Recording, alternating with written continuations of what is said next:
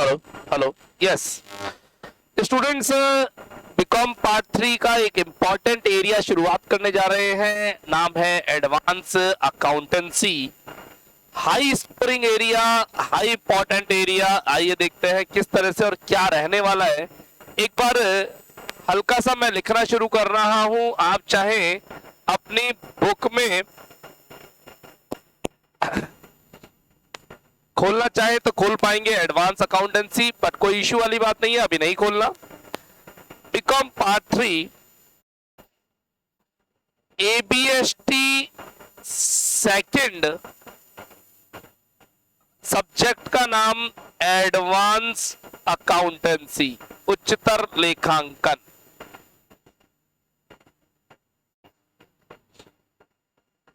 Subject हमारे पास अगर final year में बात करें तो एबीएसटी फर्स्ट रहता है बच्चों, ऑडिट एंड मैनेजमेंट अकाउंटिंग। आसान सब्जेक्ट, छोटा सब्जेक्ट। एबीएसटी सेकंड हमारे पास रहता है स्टूडेंट्स एडवांस अकाउंटेंसी। कुछ कॉलेजेस में इसकी जगह जीएसटी चलता है और कुछ कॉलेजेस में computerised accounting. But best knowledge और स्कोर के हिसाब से in my opinion advance accountancy opted by maximum colleges and students and coaching institutes. सभी अधिकतर कोचिंग इंस्टीट्यूट्स एडवांस अकाउंटेंसी को ही ऑप्ट करते हैं। नेक्स्ट ईएएफएम का second paper called business budgeting, एक स्मॉल इजी एरिया। बुक कौन सी चाहिए? एडवांस अकाउंटेंसी के लिए बुक चाहिए होगी बच्चों आपको आरबीडी। सर नई ले या पुरानी? In my opinion you should go for the new books, don't go for the old books. पुरानी बुक में इन्वेस्टमेंट के चैप्टर में, रॉयल्टी के चैप्टर में आपको बहुत दिक्कत आएगी। इन्वेस्टमेंट तो बिल्कुल ही नहीं सॉल्व होगा, तो थोड़ा बहुत पेन लेने से बढ़िया है नई बुक पे वर्कआउट करो। बुक्स मार्केट में, रिसेप्शन पे सब जगह अवेलेबल है, आप इजीली बाय कर सकते हैं। अगर सिलेबस की बात करूं एडवांस अकाउंटेंसी में और इंपॉर्टेंस वाइज बात करूं तो मैं कहना चाहूंगा सन 2018 में हमारे यहां से 14 स्टूडेंट्स के 100 आउट ऑफ 100 मार्क्स, 100 में से 100। उसके बाद हर साल आ रहे हैं 100 में से 100, ऐसा नहीं कि नहीं आ रहे हैं, लेकिन इतने ज्यादा क्वांटिटी बच्चों के नहीं आते। तो ये एग्जाम में एक छोटी सी ट्रिकी क्वेश्चन आ गया, ट्रिकी पॉइंट आ गया, तो उसके बाद ज्यादातर बच्चे फिर 95, 98, 92 पे रुक जाते हैं। 100 आउट ऑफ 100 की बात करो तो स्कोर है वो मैं आपको बता रहा हूँ। हर साल कहीं ना कहीं होते हैं, जैसे लास्ट ईयर कॉस्ट अकाउंटिंग में 19 बच्चों के 100 में से 100 हमारे यहाँ से आए, आप ही लोग थे, है ना। चलिए एडवांस अकाउंटेंसी एक बार सिलेबस हम देखते हैं। अगर आपके पास सिलेबस नहीं है, बुक्स नहीं है, इंडेक्स नहीं है, तो एक छोटा सा काम करें, मेरे फोन नंबर 9983912345 पर थर्ड ईयर की स्टार रेटिंग डिमांड कर लो। Third year star rating demand कर लीजिए, लिख दीजिए व्हाट्सएप पर थर्ड ईयर स्टार रेटिंग। आपके पास पूरी बुक का पूरा एरिया व्हाट्सएप पर आ जाएगा, कौन सा चैप्टर कितना इंपॉर्टेंट है, कौन सा प्रैक्टिकल है, कौन सा थ्योरी है। अभी के अभी व्हाट्सएप करें इसी नंबर पे, थर्ड ईयर स्टार रेटिंग आपके पास हाथों हाथ पूरी एडवांस अकाउंटेंसी और अदर सब्जेक्ट्स का पूरा डिटेल व्हाट्सएप पर आ जाएगी। बात करते हैं एडवांस अकाउंटेंसी बुक है क्या, बनी क्यों। आज पहला दिन है तो बुक के ऊपर अच्छे से डिस्कशन बनता है ना। ये मैं मिटा देता हूं, आपने व्हाट्सएप पर डिमांड कर ली होगी, व्हाट्सएप पर आ जाएगा, कोई इश्यू नहीं। बच्चों बिजनेस के 3 रूप होते हैं। नंबर 1 सोल प्रोप्राइटरशिप, एकल व्यापार। पार्टनरशिप बोले तो साझेदारी, और कंपनी बोले तो निगम। हम अकाउंट्स की बात करें तो सोल प्रोप्राइटरशिप की अकाउंट्स हमने 11th क्लास में पढ़ी थी। General, ledger, trial balance, final account with adjustments, depreciation, BRS, rectification of errors, बहुत सारे टॉपिक पढ़े थे, सब 11th में हो गए थे। सोल प्रोप्राइटरशिप जहां पे सिंगल ओनर होता है, वही डिसीजन लेता है, वही कैपिटल लगाता है, प्रॉफिट या लॉस भी उसी का होता है, रिस्क भी सारी उसी की होती है। 11th में पढ़ा था। पार्टनरशिप बच्चों हमने पढ़ी 12th स्टैंडर्ड में। याद दिलाऊंगा, fundamentals, change in PSR, addition, retirement, death, dissolution, पूरी पार्टनरशिप 12th में खत्म हो गई। कंपनी आप लोगों ने पढ़ी थोड़ी 12th में, थोड़ी फर्स्ट ईयर में। शेयर्स, डिवेंचर्स, बॉन्ड्स, कंपनी को के प्रॉफिट्स का या फाइनल अकाउंट्स का हिसाब किताब, डिस्पोजल ऑफ प्रॉफिट्स, गुडविल, फलाना ठिकाना, बहुत कुछ पढ़ा।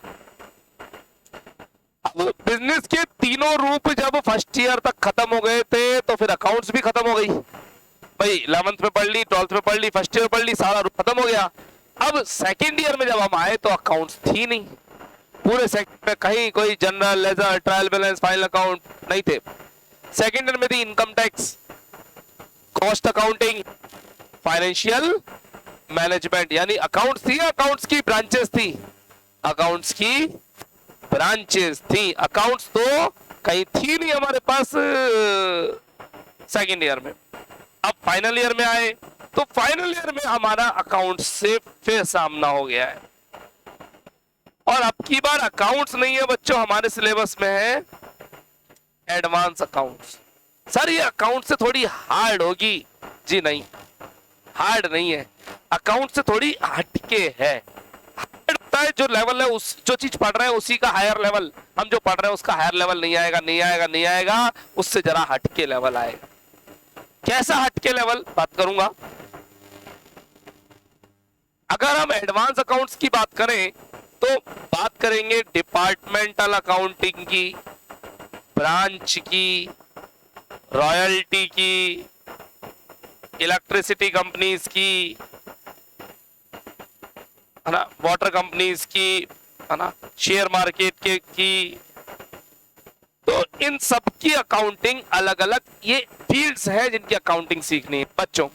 अभी तक जो बिजनेस थे उसमें आपने पूरे बिजनेस अकाउंटिंग सीखी थी, या तो सोल प्रोप्राइटरशिप या पार्टनरशिप या कंपनी। अब सोल प्रोप्राइटरशिप, पार्टनरशिप, कंपनी कुछ स्पेसिफिक टाइप के बिजनेस कर सकती हैं, उनकी अकाउंटिंग सीखनी है।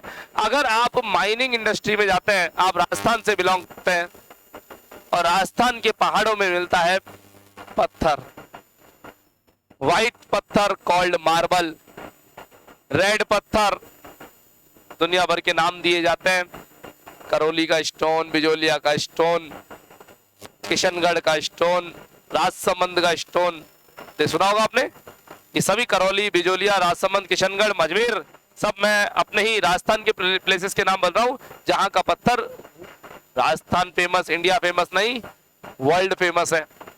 बहुत बड़ा बिजनेस, बहुत बड़ी इंडस्ट्रीज है, बहुत बड़ी बड़ी कंपनियां हैं जो पूरे वर्ल्ड में पत्थर सब है। तो ये जो पत्थर सप्लाई करता है, इस पत्थर सप्लाई की इंडस्ट्री में आपको भी तो कभी ना कभी काम करना पड़ सकता है, तो आपको वहां की अकाउंटिंग आनी चाहिए। उसके लिए अकाउंटिंग पढ़ेंगे हम, रॉयल्टी अकाउंट्स। इलेक्ट्रिसिटी कंपनीज की बात करें राजस्थान में, अगर अभी प्रैक्टिकल बात करें तो इलेक्ट्रिसिटी का भारी, हमारे पास राजस्थान में अभी अगले 10 दिन से ज्यादा का कोयला बचा हुआ है ही नहीं, कोयला ही नहीं है, बिजली बनी नहीं रही।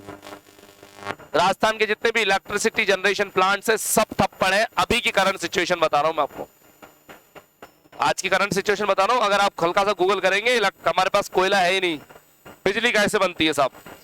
एक स्रोत पानी, पानी से बिजली बनाना, डैम बनाते हैं, पानी को रोकते हैं और स्पीड से नीचे गिराते हैं, है ना, उससे बिजली बनाते हैं लोग, जनरेट करते हैं बिजली, पावर जनरेशन करते हैं, है ना, पंप्स चला करके। लेकिन राजस्थान में पानी नहीं है तो पानी से बिजली बनाना संभव नहीं। कोटा रावत बाटा में थोड़ी बहुत बनती है बट उससे कुछ होता नहीं। विंड एनर्जी, पवन चक्कियों से बिजली बनाना। राजस्थान में पवन चक्की की बात करें, हमारे जैसलमेर में बहुत सारी पवन चक्कियां हैं। अगर आप कभी तनौर माता के मंदिर जैसलमेर से पाकिस्तान बॉर्डर टच करोगे तो आपको हजारों पवन चक्कियां देखने को मिलेगी, बहुत बड़ी बड़ी। लेकिन उनसे भी पाकिस्तान से आने वाली गर्म हवाओं से इतनी ज्यादा बिजली नहीं बनती जितनी हमें रिक्वायरमेंट है। तीसरा तरीका, कोयला पहाड़ों से निकलता है। हमारे राजस्थान के पहाड़ों से कोयला नहीं, व्हाइट मार्बल और रेड मार्बल निकलता है, पत्थर निकलता है, उससे पत्थर इंडस्ट्री हमने बना रखी है, पर कोयला नहीं निकलता। फिर कोयला कहां से आता है हमारे पास? उत्तराखंड से। उत्तराखंड के जो पहाड़ है ना, उन पहाड़ों से कोयला आता है हमारे यहाँ पे। पर उत्तराखंड सरकार ने कोयला देने से मना कर दिया, उनके पास उन्होंने रिजर्व में रखा हुआ है, नहीं दे रहे हमें राजस्थान को। तो अब राजस्थान बिजली कैसे बनाए? तो अब राजस्थान उतरा है एक ऐसे सोर्स की तरफ, सोलर एनर्जी। सोलर अब हमारे यहाँ पर सबसे ज्यादा चलता है सोलर, पूरे इंडिया में अगर सोलर एनर्जी सबसे ज्यादा बनती है तो हमारे राजस्थान में बनती है। क्यों? इसके लिए ना पानी चाहिए, ना बिजली चाहिए, ना हवा चाहिए, हमको तो चाहिए धूप, और तावड़ा हमारे यहाँ पास अनलिमिटेड है। सर्दियों में भी एक अच्छी खासी धूप ऐसे बिजली बना लेते हैं। तो आप इन फ्यूचर किसी भी इलेक्ट्रिसिटी एनर्जी कंपनी में काम करोगे तो आपको वहां पे के लिए इलेक्ट्रिसिटी या वाटर सप्लाई कंपनीज की एनर्जी आनी चाहिए, अकाउंटिंग आनी चाहिए। Share market, mutual funds, investments में डील करोगे तो इन्वेस्टमेंट अकाउंट्स आने चाहिए। डिपार्टमेंट और ब्रांच तो सब जगह ही होते हैं आजकल। सर ये डिपार्टमेंट और ब्रांच क्या है, जरा समझाओ, इनमें अंतर क्या होता है? एक ऑफिस एक जगह पर है तो उसके बहुत सारे डिपार्टमेंट्स होंगे। एक ऑफिस एक जगह पर है तो उसके कई सारे डिपार्टमेंट्स होंगे। सर नाम बताना कुछ डिपार्टमेंट्स के। Production department, research and development R&D बोलते हैं, फाइनेंस, HR, सेल्स, मार्केटिंग, ये सब लोग अपना अपना काम करते हैं। एक बिजनेस अगर एक जगह पे तो उसके बहुत सारे डिपार्टमेंट होंगे, जगह बदलते ही उसकी बन जाएगी ब्रांच। फिर उस जगह ब्रांच पर भी बहुत सारे डिपार्टमेंट्स होंगे उस जगह पर, फिर जगह बदलेगी तो उसकी और बन जाएगी क्या? ब्रांच। यानी प्लेस बदलते ही ब्रांच बदल जाती है। जैसे एक एग्जांपल ले लेता हूं छोटा सा, पतंजलि, यही मिला था सर आपको। हेड ऑफिस कहाँ है बच्चों? हरिद्वार। हरिद्वार से हल्का सा आप ऋषिकेश की तरफ चलेंगे तो रोड के दोनों साइड पतंजलि का साम्राज्य देखने को मिलेगा।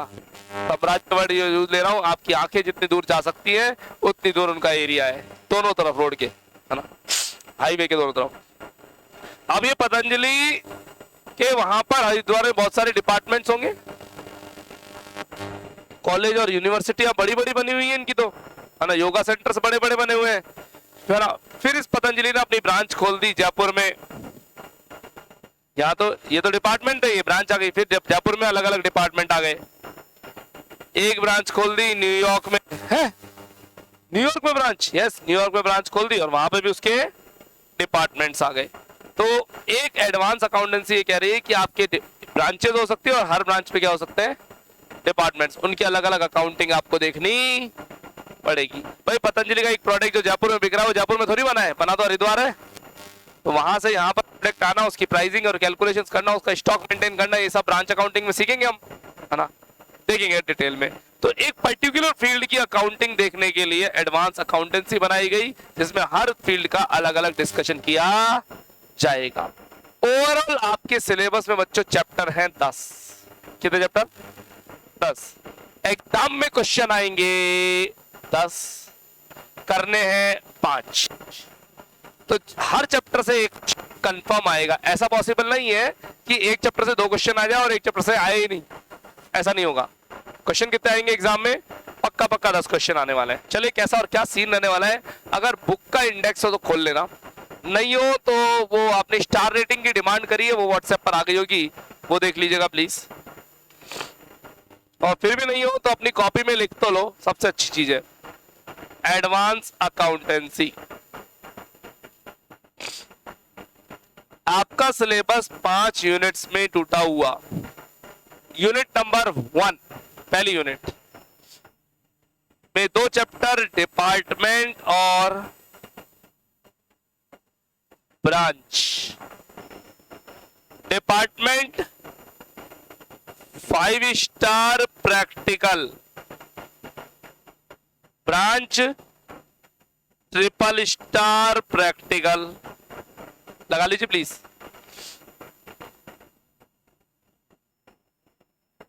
जितने ज्यादा स्टार उतना ज्यादा इंपॉर्टेंट। यूनिट 2 रॉयल्टी और इन्वेस्टमेंट, रॉयल्टी और investment. Royalty 5 star practical, investment single star practical भी है और थ्योरी भी है।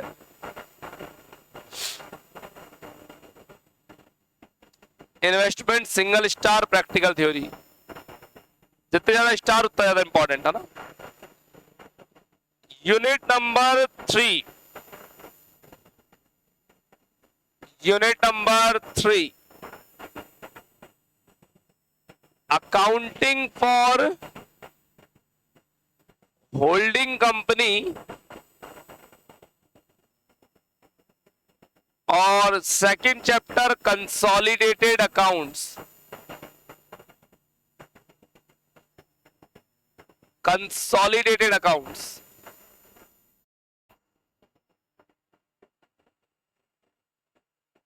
ट्रिपल स्टार और सिंगल स्टार। सिंगल तो क्या, ट्रिपल ही लगा लो, ट्रिपल ही लगाओ, दोनों पे ट्रिपल लगाओ। और दोनों ही, ऊपर वाला चैप्टर प्रैक्टिकल थ्योरी दोनों है, नीचे वाला chapter practical only. Unit 4, internal reconstruction,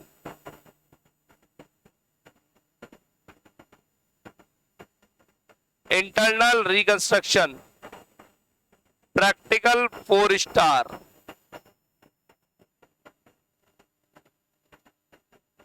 amalgamation practical double star.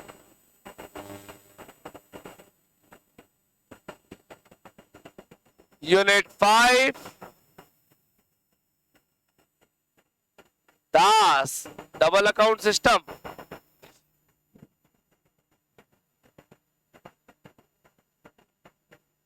Five star practical,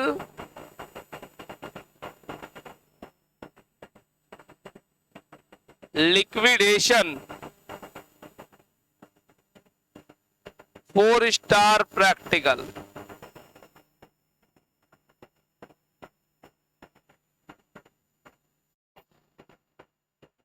sir जब एग्जाम में 5 यूनिट आएंगी, हर यूनिट से 2 क्वेश्चन आएंगे, तो हम हर यूनिट से एक एक चैप्टर कर जाते हैं भाई, बात तो वाजिब है भाई। 10 चैप्टर है, 10 क्वेश्चन है, 10 ही क्वेश्चन आएंगे, हमें 2 में से कोई एक करना है, तो दोनों के ऊपर एक ही पड़ जाता है। Absolutely wrong. अगर ऐसा करेंगे तो दिक्कत में आ जाएंगे। आपको सारे ही चैप्टर पढ़ के जाना है, सेलेक्टिव स्टडी यहाँ नहीं करनी है, परेशान हो जाओगे यहाँ। क्योंकि एग्जामिनर क्या करता है, मैंने तो देखो थ्योरी 2 ही जगह लिखा है, टी और टी।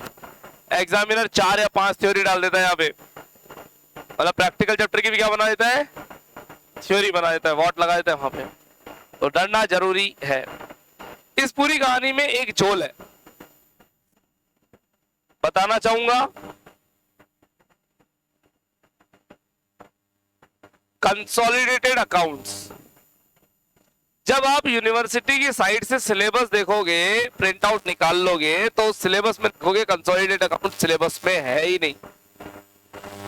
सिलेबस में नाम दिया हुआ है अकाउंटिंग फॉर होल्डिंग कंपनी।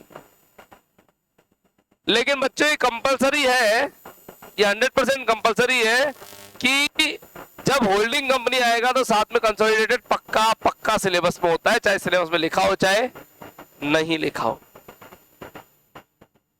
ज्यादातर कॉलेज टीचर्स और कोचिंग इंस्टीट्यूट टीचर, इवन आपके कलीग्स आपसे आर्ग्यू कर सकते हैं, तो प्लीज यहाँ पर थोड़ी स्मार्टनेस दिखाना। आपके कलीग्स रहेंगे कंसोलिडेटेड सिलेबस में ही नहीं है, क्यों पढ़ रहा है तू।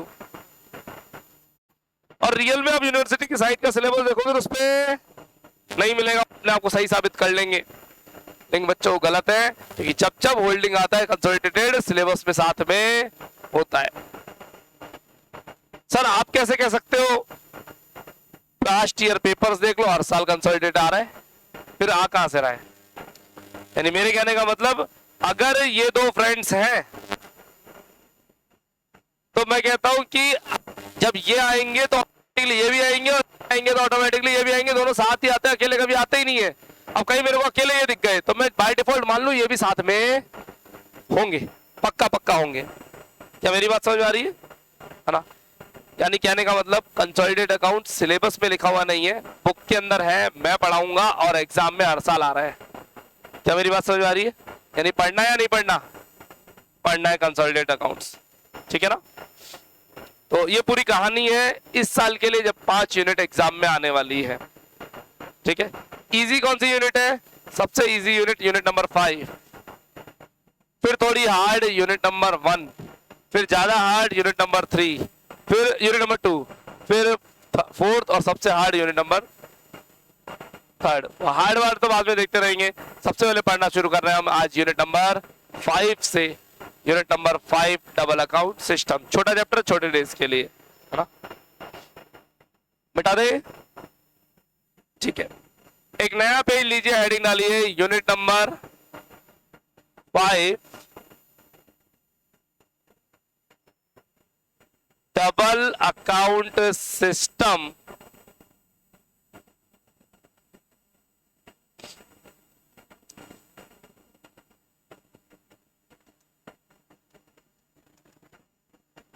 फॉर इलेक्ट्रिसिटी और वाटर सप्लाई कंपनीज। मैंने कहा है ना, यहां पे हमें स्पेसिफिक अकाउंटिंग पढ़नी है। तो ये डबल अकाउंट सिस्टम किसके लिए है? इलेक्ट्रिसिटी और वाटर सप्लाई की कंपनीज के लिए काम में आता है। लिख लीजिए प्लीज, नोट कर लीजिए इतना।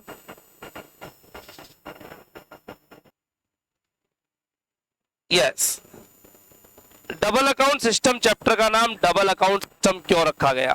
बच्चों, फाइनल अकाउंट्स में 2 तरह के अकाउंट्स आपने पढ़े होंगे, P&L और बैलेंस शीट पढ़े।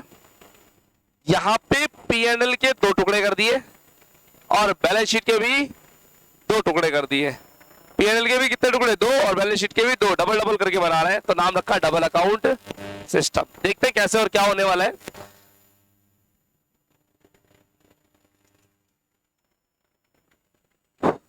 Number 1, revenue account. लिखना शुरू करें, रेवेन्यू अकाउंट। रेवेन्यू अकाउंट किसकी तरह बनता है? P&L की तरह। लिख लीजिए हल्का सा, P&L। नंबर 2,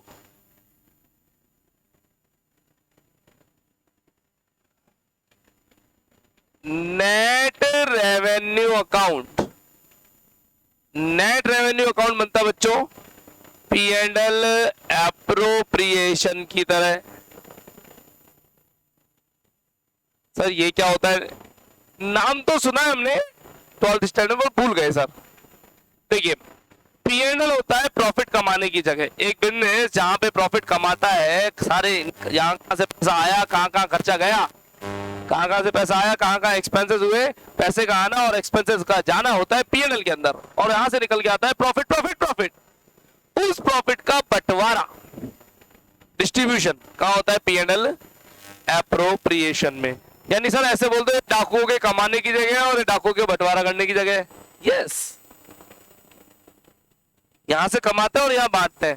प्रॉफिट को कहां बांटते हैं? थोड़ा प्रॉफिट जिससे लोन लिया होगा उसको इंटरेस्ट दे देंगे, थोड़ा शेयर होल्डर्स को डिविडेंड दे देंगे, और थोड़ा पैसा बचा के रिजर्व में रख लेंगे। ये डिविडेंड बांटना, इंटरेस्ट बांटना, रिजर्व में रखने का काम कहां होता है? नेट रेवेन्यू में। क्या मेरी बात समझ में आ रही है क्या? रेवेन्यू अकाउंट यानी P&L अकाउंट प्रॉफिट या लॉस कैलकुलेट करने वाला, नेट रेवेन्यू उस प्रॉफिट को बांटने वाला अकाउंट है। क्या मेरी बात समझ में आ रही है? 1 मिनट, यहां टोटल स्टेटमेंट बनेंगे 4, 2 P&L के, 2 बैलेंस शीट के। P&L वालों के नाम ये रहे, रेवेन्यू और नेट रेवेन्यू, रेवेन्यू और नेट रेवेन्यू। जो पहला वाला अकाउंट है उसका बैलेंस शिफ्ट होता है बच्चों दूसरे में। एक लाइन छोड़ के मैंने लिखा नंबर 3। नंबर 3 है बैलेंस शीट। नंबर 3 क्या है? Balance sheet. इसका नाम है, लिखना शुरू करें, बड़ा नाम है थोड़ा, statement showing receipts and expenditure, statement showing receipts and expenditure on capital account, statement showing receipt and expenditure on capital account। एक बार समझने की कोशिश करेंगे। ऐसा स्टेटमेंट जो शो करता है रिसिप्ट्स और एक्सपेंसेस, कहां से पैसा आया और कहां पैसा गया, किस पे, कैपिटल अकाउंट। और कैपिटल अकाउंट का मतलब होता है असेट्स और लायबिलिटीज, बड़ी बड़ी असेट्स और लायबिलिटीज। भाई दो तरह के अकाउंट होते हैं, एक रेवेन्यू और एक कैपिटल। रेवेन्यू जो रोजमर्रा के होते हैं और कैपिटल जो बड़े बड़े होते हैं, कैपिटल और लायबिलिटीज। तो इसके आगे ब्रैकेट में लिखना आप फिक्स्ड असेट्स और फिक्स्ड लायबिलिटीज, आगे जगह नहीं हो नीचे लिख देना फिक्स्ड असेट्स और फिक्स्ड लायबिलिटीज। इस अकाउंट में फिक्स्ड असेट और फिक्स्ड लायबिलिटी शो होती है। बैलेंस शीट है ना। अकाउंट नंबर 4, आखिरी अकाउंट, जिसका नाम है जनरल बैलेंस शीट।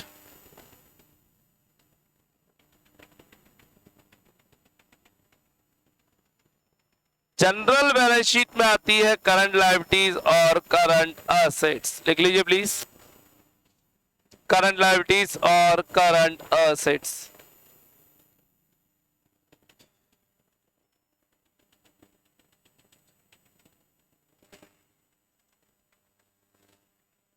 तीसरे का बैलेंस चौथे में आता है। भाई एक बार बोर्ड पे आओ, ये दोनों पी&एल है तो दोनों आपस में जुड़ेंगे तभी तो फाइनल आंसर आएगा। ये दोनों बैलेंस शीट दोनों आपस में जुड़ेंगे। भाई ये तो टुकड़े कर रखे हैं इन्होंने, ये आपस में हम जोड़ेंगे, इसका बैलेंस में इसका बैलेंस में। अच्छा, एक बचपन में हमने और चीज पढ़ी है, पी&एल का जो प्रॉफिट होता है ना वो बैलेंस शीट में जाता है। तो पी&एल का प्रॉफिट जो दूसरे का बैलेंस है वो भी कहा जाएगा, चौथे में। तो मैं रट लेता हूं, पहले का बैलेंस दूसरे में, दूसरे और तीसरे का बैलेंस चौथे में। आई रिपीट, देखा जरा, पहले का बैलेंस दूसरे में, दूसरे और तीसरे का बैलेंस चौथे में जाएगा, फोर्थ में जाएगा। अच्छा, एक मजे की बात देखना, यहाँ ब्रैकेट में मैंने लिखा है फिक्स असेट फिक्स लायबिलिटी और यहाँ लिखा है करंट लायबिलिटी और करंट असेट्स। यहाँ असेट पहले और लायबिलिटी बाद में, जबकि यहाँ पे लायबिलिटी पहले असेट्स बाद में। याद कराने का कोई तरीका है? मेरा कुछ सिस्टम है, मैं याद कराऊंगा, टेंशन नॉट। तो टोटल मिला करके इस चैप्टर में 4 स्टेटमेंट बनेंगे। Revenue account, net revenue account, statement showing receipt and expenditure on capital account, नाम बड़ा है, बहुत है आसान, और general balance sheet. Please make it out, बना लीजिए इसको। आइए शुरुआत करते हैं फर्स्ट फॉर्मेट रेवेन्यू अकाउंट से। रेवेन्यू अकाउंट किसकी तरह बनता है? पी&एल अकाउंट की तरह। ये डबल अंडरलाइन करिएगा।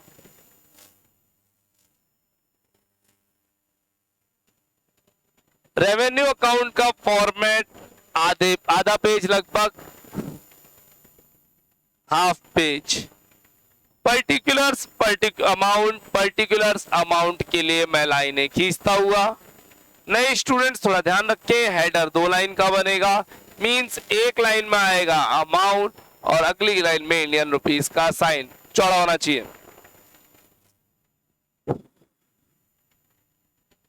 Amount Indian rupees sign.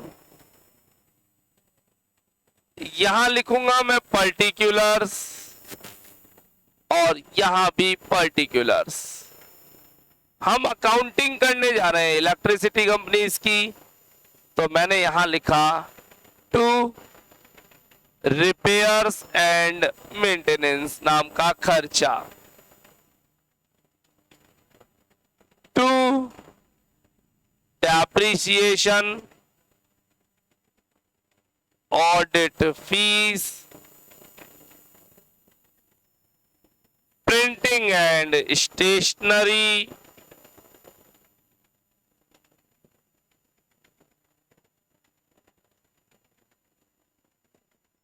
Printing and stationery, और कुछ नाम बता देंगे क्या क्या लिख रखे हैं आपने? Printing and stationery, power,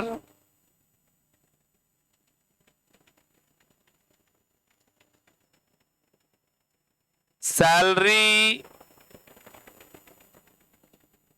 director fees,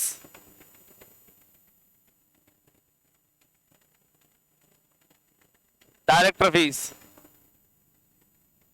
generation and distribution, generation and distribution. ये जनरेशन और डिस्ट्रीब्यूशन क्या है? अजी बिजली बनाते हैं ना, ये बिजली को जनरेट करने का खर्चा और उसको बांटने का खर्चा, जनरेशन एंड डिस्ट्रीब्यूशन। सर ये याद करने हैं क्या? नहीं, बिल्कुल नहीं करने, केवल फॉर्मेलिटी के लिए बताए हैं सारे खर्चे। इस साइड आओ, दूसरी साइड। बाय सेल्स, बेचेंगे, क्या बेचेंगे बताओ? इलेक्ट्रिसिटी कंपनी है तो करंट बेचेगी, करंट, और पानी वाली कंपनी पानी बेच सकती है, बाय सेल्स। एक और इनकम होती है इनके यहां, bye rent received, rent received, किराया मिलता है इनको किस चीज का? सुनते हैं। आपके घर पे जो बिजली का मीटर लगा हुआ है वो आपका है या बिजली कंपनी का है? सारा नहीं है, वो बिजली कंपनी का मीटर है, और बिजली वाले उसका हर महीने हमसे किराया वसूलते हैं। कहाँ वसूलते हैं? बिजली के बिल में एक वर्ड आता है लिखा हुआ स्थायी शुल्क, फिक्स्ड चार्जेस। उस फिक्स चार्जेस में बिजली कंपनी हमसे उसका रेंट लेती है। सर जब परमानेंट ही रखना है, मकान अपना है, मीटर अपना है, तो खरीद क्यों नहीं लेते उसको? काहे हर महीने किराया देते हो? बिजली कंपनी खुद का लगाने नहीं देती। क्योंकि सही कह रहा हूं भाई साहब, अगर बिजली कंपनी कह दे ना कि तुम अपना मीटर लगा के लगा लो, तो मैं महंगे से महंगा मीटर खरीद करके लाऊं जो चलता नहीं हो, जो चलता नहीं हो, चलना नहीं चाहिए हो, बिजली का बिल नहीं आना चाहिए। क्योंकि मीटर मेरा है, फिर तो मैं कैसे ही लगाऊं ना। बिजली कंपनी कहती है मीटर हमारा है, तुम इस मीटर में छेड़छाड़ नहीं कर सकते, ये सील पैक मीटर है, इसको आपको टच करना अलाउ नहीं है, तो आप तो इसका चुपचाप किराया देते रहो। इसलिए बिजली कंपनी खुद का मीटर लगाती है, और उसके बदले में हमसे क्या लेती है? रेंट, ताकि हम उसको छेड़ ना सके। खुद का होगा तो हम तो पूरा छेड़ लेंगे फिर उसको। समझ में आ रही बात? हाँ। अगर नुकसान हुआ तो बोलेंगे बाय डेफिसिट, घाटा, बाय डेफिसिट, घाटा, बैलेंसिंग फिगर। अगर प्रॉफिट हो गया तो बोलेंगे टू सरप्लस, टू सरप्लस बोला जाएगा, सरप्लस। बच्चों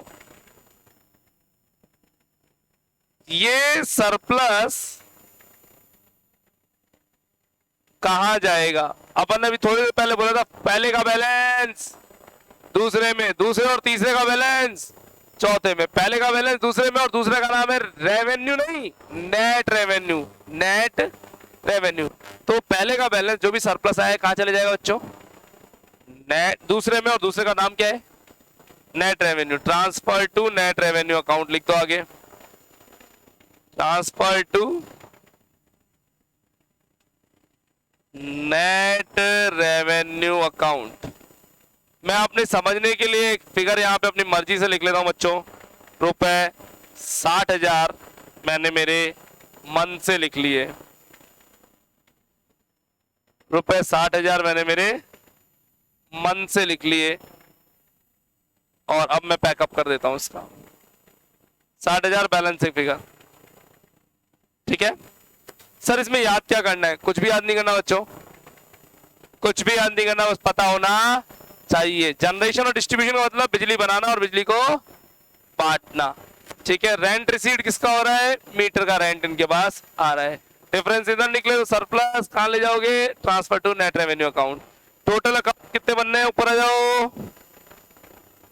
4। Revenue, net revenue, statement showing receipts and expenditure on, नाम बोलो ना पूरा, statement showing receipts and expenditure on capital account और जनरल बैलेंस शीट। ये दोनों बैलेंस शीट के हिस्से हैं और ये दोनों पीएनएल के हिस्से हैं।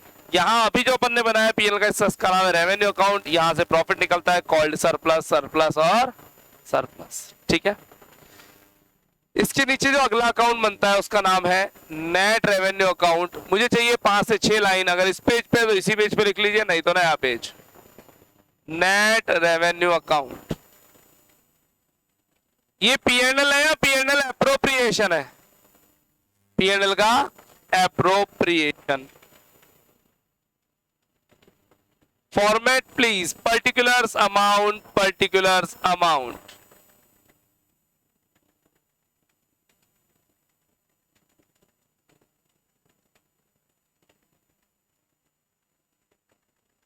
Format please, particulars amount, particulars amount.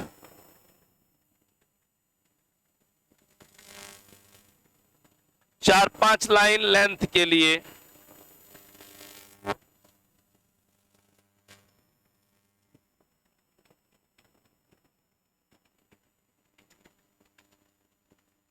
Particulars amount, particulars amount.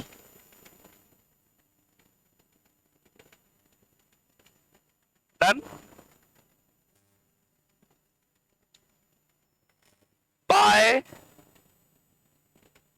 Balance of last year. अगर नेट रेवेन्यू अकाउंट में पिछले साल का कोई बैलेंस आ रहा है तो उसको बाय साइड में लिखेंगे। By surplus. हाँ जी, सरप्लस कहां से आएगा बताओ? ये अकाउंट कौन सा है? Net revenue. सरप्लस कहां से आ रहा है? रेवेन्यू अकाउंट से। Surplus transfer from revenue account. Revenue account से सरप्लस आया है। कितने रुपए बच्चों? 60,000 मैंने मेरे मन से माना था। इस पैसे को हम थोड़ा तो बांट देंगे इंटरेस्ट में, इंटरेस्ट ऑन डिवेंचर या लोन में बांट दिया। थोड़ा बांट देंगे डिविडेंड में, डिविडेंड में बढ़ गया तो थोड़ा बांट देंगे रिजर्व्स में। अजी बंटवारा हो रहा है प्रॉफिट का। मान लो पिछले साल का प्रॉफिट 20,000, इस साल का आया ऊपर से 60,000, 20 और 60 80,000 का बंटवारा कर रहा है।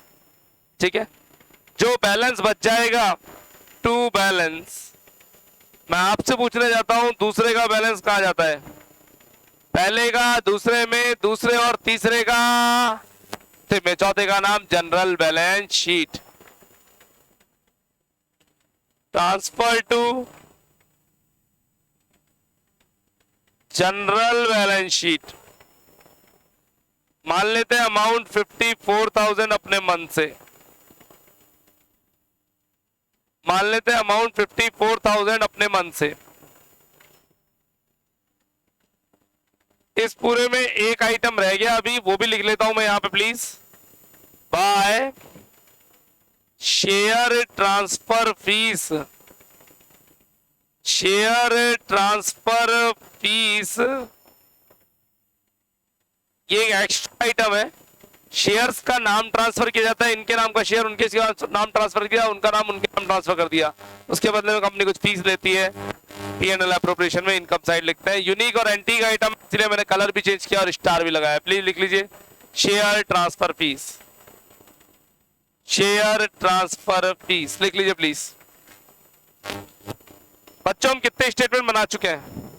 2, रेवेन्यू और नेट रेवेन्यू। ये किसके पार्ट थे? पीएनएल के। पहला था पीएनएल, दूसरा पीएनएल एप्रोप्रिएशन। जब पीएनएल है तो पर्टिकुलर अमाउंट चल रहा है क्या दोनों में? चेक करो, चेक तो करो। पर्टिकुलर अमाउंट है। टू और बाय का यूज कर रहे हो क्या? हाँ कर रहे हो। अब आएगी क्या? Balance sheet. तो बैलेंस शीट में अब जो आएगा नाम, उसमें पहली बात तो पर्टिकुलर अमाउंट नहीं होगा और टू और बाय का यूज भी नहीं होगा, क्योंकि अब आ रहे हैं बैलेंस शीट के आइटम्स। ये तीनों याद रह जाएंगे कि आपको पहले बताओ। इंटरेस्ट बांट देंगे बाहर वालों को, डिविडेंड बांट देंगे शेयर होल्डर्स को, रिजर्व में रख लेंगे अपने पास। तीसरा स्टेटमेंट, सभी लोग बोर्ड पे।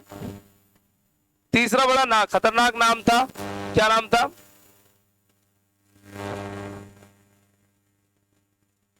Statement showing receipts and expenditure on capital account. लिखना शुरू करें, अंडरलाइन करें, फॉर्मेट। हाँ जी, ये स्टेटमेंट नंबर 1 है, 2 है, 3 है। 3, पहले का नाम क्या था? रेवेन्यू। दूसरे का नाम क्या था? लाउडली से लाउडली, दूसरे का नाम क्या था? पहले का नाम first revenue, second net revenue, third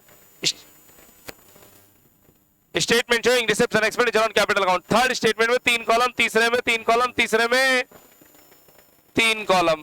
sir क्या कह रहे हो? बताऊंगा अभी। तीसरे में 3 कॉलम।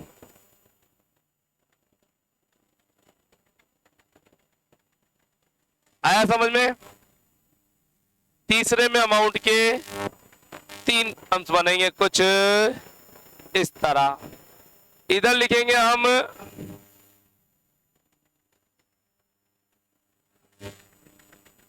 एक्सपेंडिचर।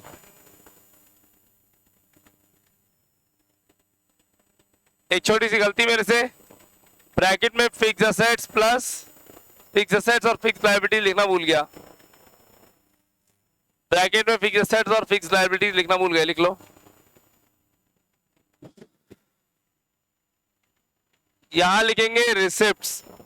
पहले अब पर्टिकुलर अमाउंट नहीं चलेगा।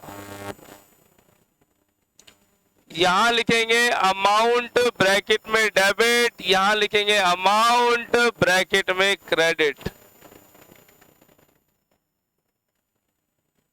यहां लिखेंगे लास्ट ईयर, यहां ऐड इन करंट ईयर और यहां टोटल। यहां लास्ट ईयर, यहां ऐड इन करंट ईयर और यहां टोटल। सर समझाओ, इधर आओ। अगर मेरे पास पहले से 4 लाख का माल था, इस साल ऐड इन करंट ईयर हो गया 2 लाख, तो टोटल कितना होगा जल्दी बताओ? 6 लाख पर स्टेशन है। इधर लिखेंगे आप fixed assets.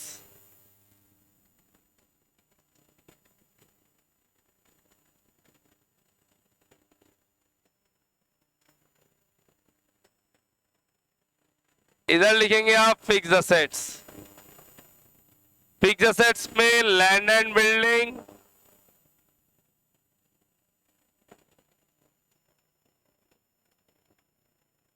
Plant and machinery,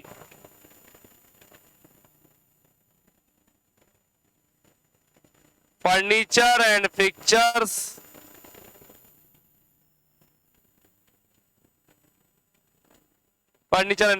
ये तो सब जानते ही थे आप। फिक्स्ड असेट्स जानते हो ना? नई फिक्स्ड असेट आ रही है आपके सामने आज, एक मेंस। सर ये क्या होती है? Main line.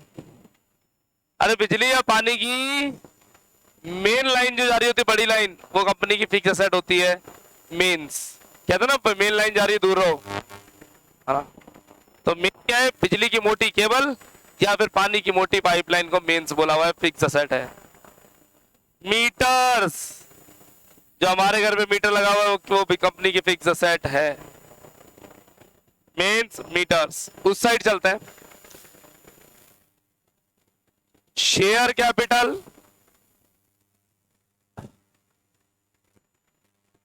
Security premium, debentures,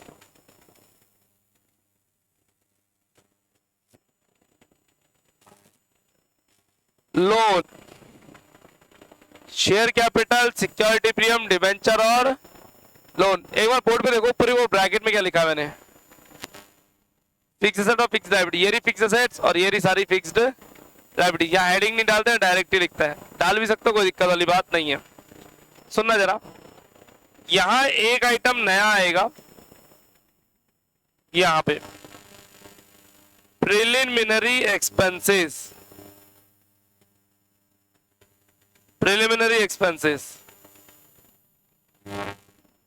sir ये क्या कैसे आ गए?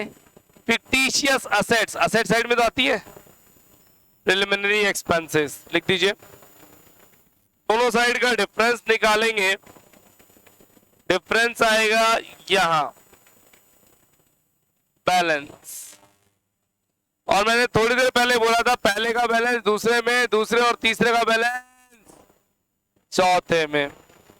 तो तीसरे का balance transfer to general balance sheet, transfer to general balance sheet. दोनों साइड से नीचे से बराबर की जाएंगी। एक इंपॉर्टेंट बात प्लीज सभी लोग बोर्ड पे, जब ये बैलेंस देखेंगे तो यहां कुछ भी आता रहे हमें मतलब नहीं है। तो बैलेंस हम जब निकालेंगे ना, वो एक सेकेंड, वो इन दोनों का निकालेंगे नहीं, केवल और केवल इस वाले का निकालेंगे, लास्ट वाले का। सर कहने का मतलब इधर लास्ट वाले कॉलम टोटल को दोनों साइड से बराबर किया जाएगा, बाकी के दो कॉलम बराबर हो चाहे नहीं, कोई फर्क नहीं पड़ता। बराबर करने के लिए बैलेंस यहां निकाला, मान लो बैलेंस आ गया 39,000। बस बैलेंस कौन से कॉलम का करना है, तीनों का या तीसरे का? तीसरे का। नोट करिए प्लीज पूरा का पूरा।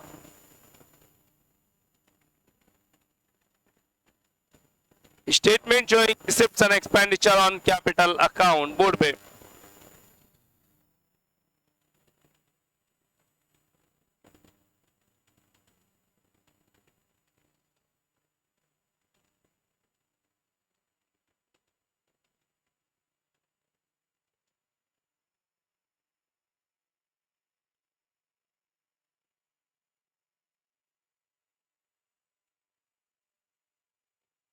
नोट करें प्लीज, हो गया? ठीक है, लेट हो रहे हैं, समय की थोड़ी सी कमी है, लेट चालू है, कोई दिक्कत नहीं। अगर आज की बात करें तो आज हमने कहा आपको शुरुआत में, अभी ये फॉर्मेट मैंने याद नहीं करा है बच्चों, केवल और केवल आपके माइंड में फिट करने की कोशिश कर रहा हूं। मैंने बोर्ड पे देखिए तीनों स्टेटमेंट लेकर के आया हूं, पर तीनों से ऊपर ही ऊपर तीनों का नाम एक बार मैं जूम करके दिखाता हूं। रेवेन्यू अकाउंट में कुछ याद नहीं करना, पीएनएल की तरह बनेगा। डेबिट इधर खर्चे आते रहेंगे, इधर इनकम, सेल्स और मीटर का रेंट रिसीव्ड आएगा, सरप्लस निकाल देंगे।